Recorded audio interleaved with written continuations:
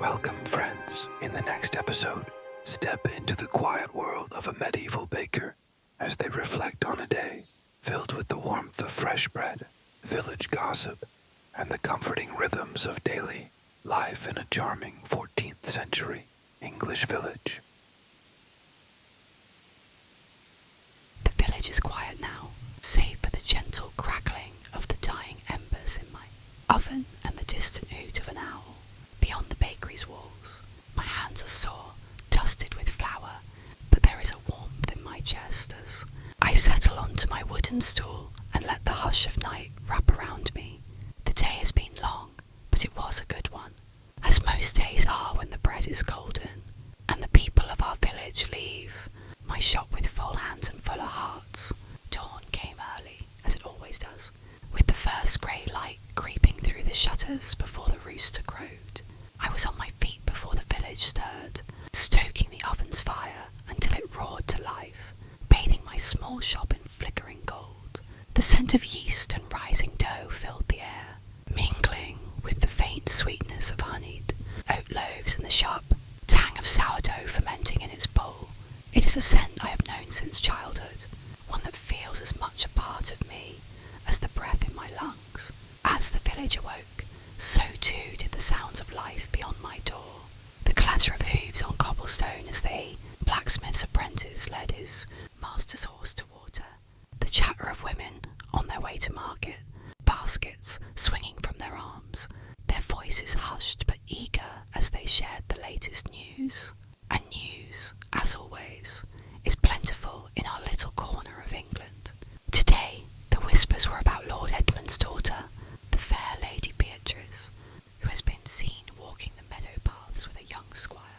A love match, perhaps, or merely a foolish girl caught up in dreams. Some say the Lord will send her to a convent rather than risk a scandal, but others insist he will turn a blind eye, as he did with her older sister's quiet betrothal last spring.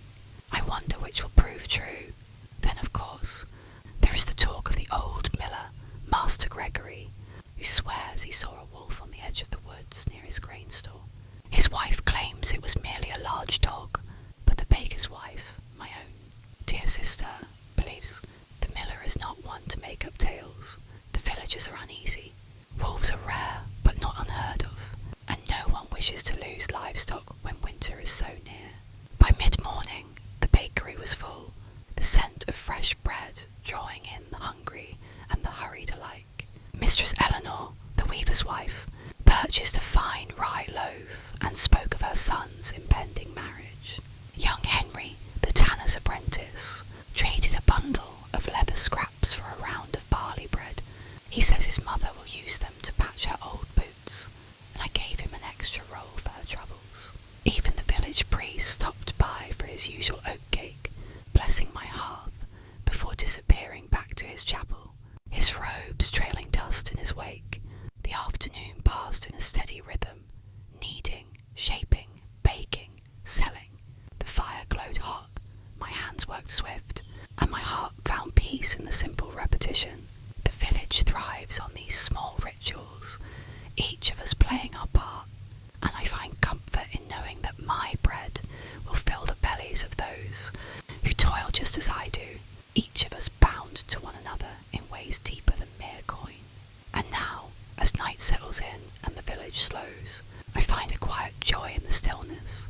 The last of the loaves rest on their shelves, ready for the morning's trade. The shutters are latched, the fire is banked, and my apron hangs neatly by the door. I stretch my tired limbs and pour a small cup of warm cider, sipping slowly as I let my mind wander. The stars twinkle beyond the bakery's window, a vast and endless sky stretching over